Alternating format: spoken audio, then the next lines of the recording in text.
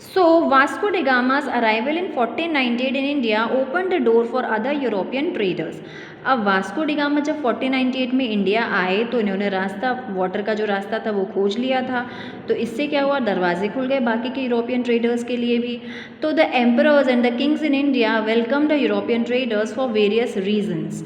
तो जो एम्परर थे हमारे यहाँ के, जब जैसे जैसे यूरोपियन ट्रेडर्स आते जा रहे थे वो उनका वेलकम करते जा रहे थे, भाई आपका हमारे देश में स्वागत है। तो जो फर्स्ट ट्रेडर्स जो थे, आप बोल सकते हैं जो हमारे देश में आए थे, वो ब्रिटिशर्स नहीं थे, वो पोर्चुगीज़ थे। ठीक है, सबसे पहले हमारे देश की धरती में पोर्चुगीज़ आए थे व्यापार करने के लिए। ठीक है, so a new era of trade and business develop between two countries after Vasco da Gama's arrival in India. तो जब वास्को डी गामा हमारे देश में आए तो दो देशों के बीच में एक अच्छा बिजनेस रिलेशन डेवलप होने लगा, पोर्चुगीज़ और हमारे यहाँ। ठीक है, now Pedro Alvares Cabral with fleet of 13 ships reached India in 1500।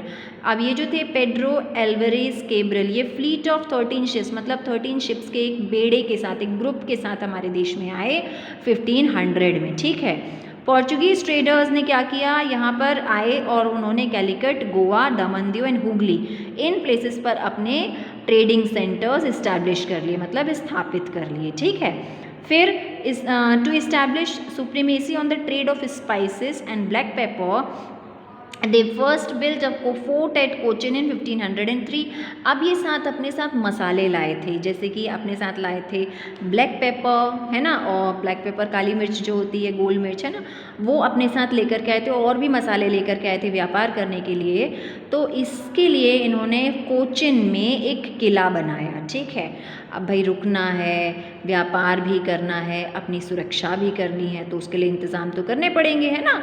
जैसे आप कहीं बाहर देश जाएंगे, बाहर के किसी शहर में जाएंगे काम करने, तो आप एक किराए का कमरा तो लेंगे ना रहने के लिए, तो वही सब कुछ हो रहा था।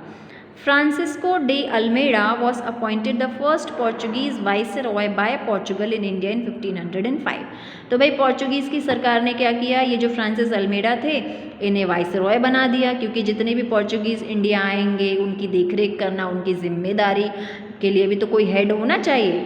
तो भाई इन्हें पोर्चुगीज़ का वाइसरॉय बना दिया गया, पोर्चुगल ने बना दिया 1505 में कि तुम देश में रहो, इंडिया में रहो, और वहाँ जितने भी पोर्चुगीज़ हैं वो अपने ट्रेडिंग सेंटर बना रहे हैं, किले बना रहे हैं, उनकी देख रेख करना, उनके व्यापार में मदद करना, उनको डिसिप्लिन में रखना, उनको कंट्रोल में रखना आपकी रिस्पॉन्सिबिलिटी है। ठीक है, so with the help of Portuguese forces he took due under his control. अब व्यापार करने आए थे लेकिन देखो काम कुछ और ही कर लिया।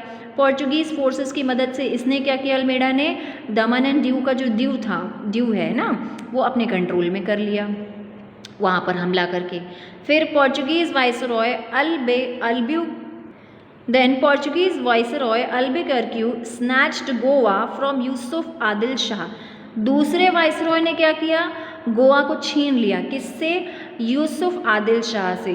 दूसरा जो वाइसरॉय था पोर्चुगीज़ वाइसरॉय अल्बुकर्क्यू, इसने गोवा छीन लिया यूसुफ आदिल शाह से, रूलर ऑफ बीजापुर इन 1509। 1509 में जो रूलर थे बीजापुर के, ये गोवा को भी देखते थे, तो इनसे गोवा छीन लिया। और धीरे धीरे करके पोर्चुगीज़ ने दमन पे, सालसेट, बसाइन, मुंबई, हुगली, सेंट टॉम, ये सारे एरियाज़ में अपना कंट्रोल कर लिया। ठीक है, और इस तरीके से पोर्चुगीज़ व्यापारी 1515 आते आते तक sole control over Indian trade, but also they started ruling over the coastal areas after annexing it.